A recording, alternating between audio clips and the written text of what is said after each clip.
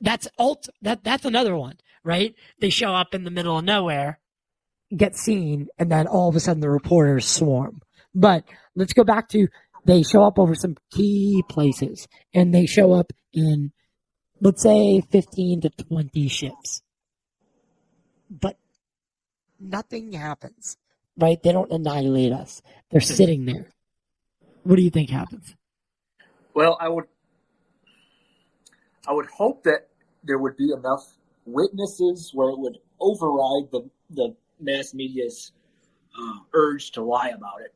If mass media is, say, in the hands, paid for by corporate interests or private aerospace, owned by the military industrial complex, whatever you say, whatever is driving the mass media to ignore all this. If you can get sustained sightings with thousands of people all on their cell phones blasting it all over social media, key parts, I mean, I think that would do the trick. Even it's so funny. Last year I was thinking they need to fly over the Super Bowl, and that's not quite what we had. We had those shoot down incidents. But if we say we had a couple ships hovering over the Super Bowl, and then when the fighter jets come, they just zoom out of the way. The fighter jets come by, and just let come down to the halftime show. Even if it's in a dome or something, and appear. Yeah, people might freak out for a second, but just drop confetti or something. And yeah, I don't know. I personally don't think that. Holy! It's so holy. Dude. We obviously were doing live shows when that was happening, right? The shoot downs. Yeah. And the Super Bowl was about to happen. And Tom, Kollnott Zero, he was still a part of the show at that time. And we're talking before one of the shows, and he goes, dude, this whole time,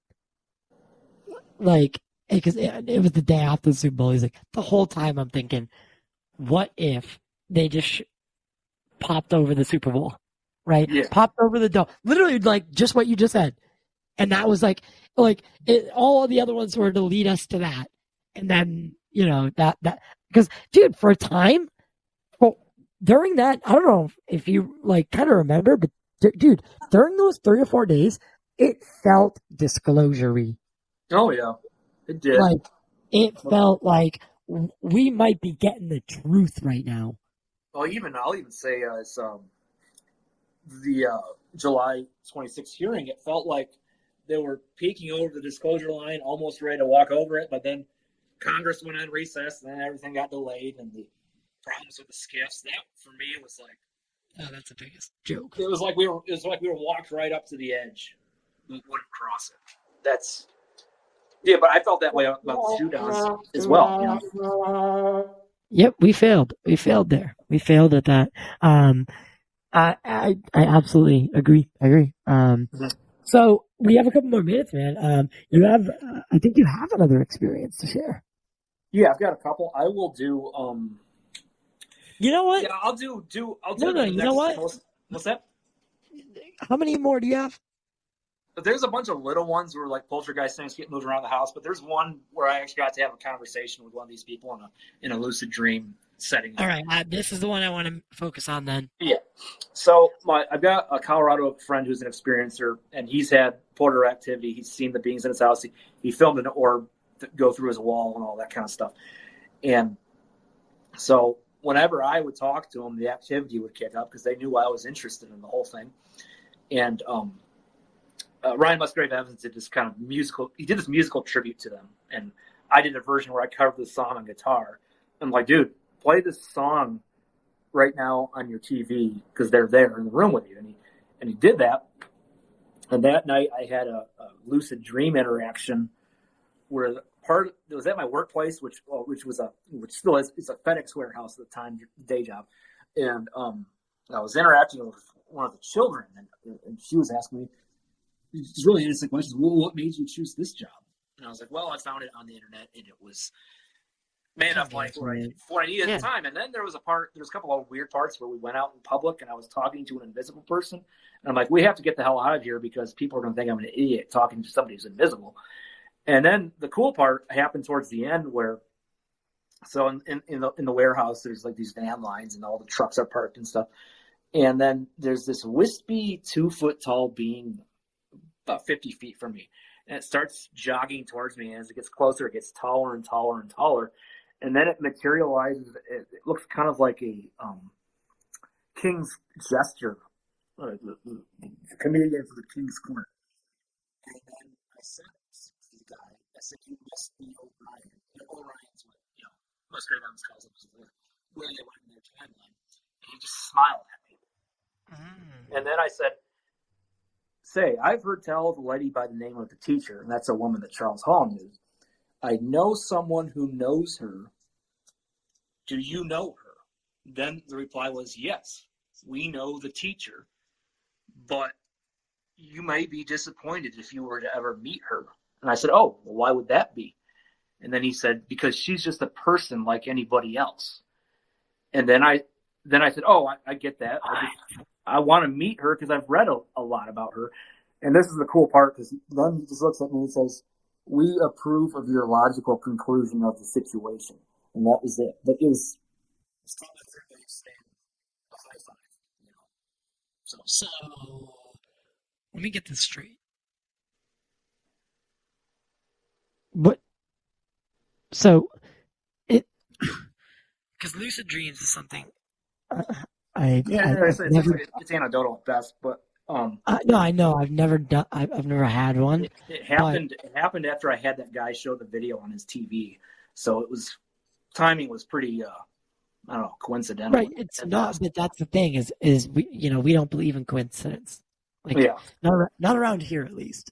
And for you to have that experience at that time, it's too many things. There's too many coincidences. So, I mean, I have taken, and ayahuasca, DMT. I haven't done ayahuasca, like the whole ritual style. I've done DMT, and I've been to other planes of existence, right? Oh, sure. Did it feel like that?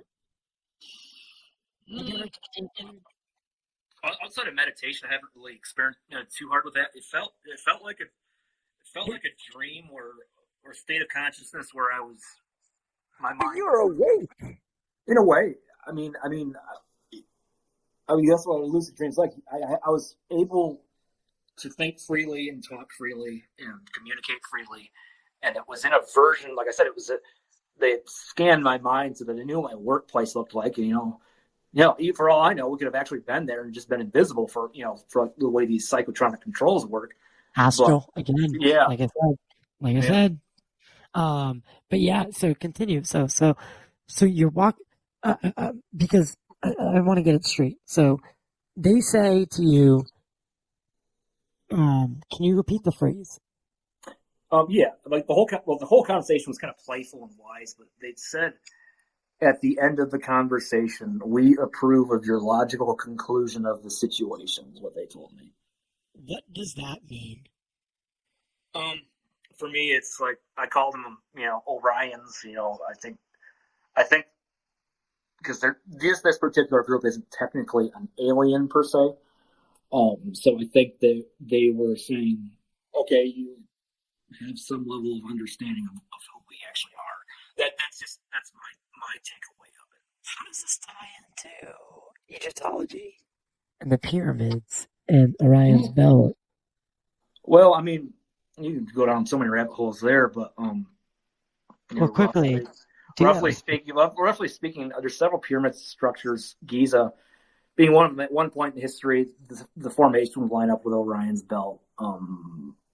The third star, Al-Nalam, which is the Great Pyramid, is the middle star of Orion's belt. And there's experience or testimony, a lot from Ryan Musgrave Evans, which I trust very much because he kind of led me down to actually finding these people, and his experiences helped me get my experiences. But that could very well symbolize star Al-Nalam of Orion's belt. Like I said, that's a whole other conversation.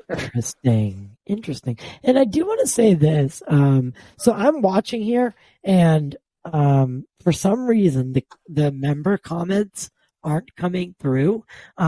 Two people left super chats. Bunch of them said that you're very humble. Oh, So I want to read a couple to you because I can't pull them up. I would be able to pull them up typically, but um, it's not letting me for some random gotcha. reason. So anyway, Dave Malinkowski says, "Love listening to you, Ty. Keep up the good work." For 199, he's a member. Nick Carr said, "Orion?" Question mark. Um, and then he's talking about you, saying you're amazing, very humble. And then Sam Williams said, "Love y'all." 199 super chat. Thank you guys for the members. You guys literally are the lifeblood of the show, and I don't want you guys going out thinking I'm not pulling your comments up. But for some reason they're not showing up for me on our side in the virtual studio. So I apologize for that.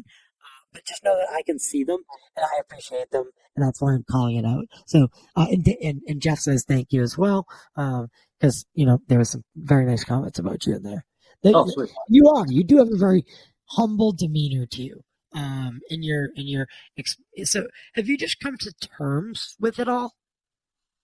Yeah, especially in the last year, I had some spirit box communication that was. Well, talk to me about that. My Lou Elizondo somber moment was really when I was like, oh, there's no escaping this. What do you mean by the Lou Elizondo somber moment?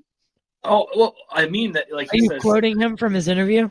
Yeah, I mean, it's kind of like when that moment when everything clicks of things aren't really what you thought they were. Or what I refer to as moment of conversion. Yeah, I've kind of had those along the way, but it's a bit of a process. Like, you kind of get a little closer, and then it was kind of like when I made peace with it. But got an experiencer friend in Florida, and I don't want to reveal that person does not want to be identified, but this person said, they're around, do you want me to send them your way? I talked to them on this Spirit app, and I said, okay. I was a little nervous about that, but I was very nervous actually because it's also weird and new. But I tried it a couple times, and the first thing popped up was "Need trust, do not fear us." Oh, sorry. And then I'm sorry, what?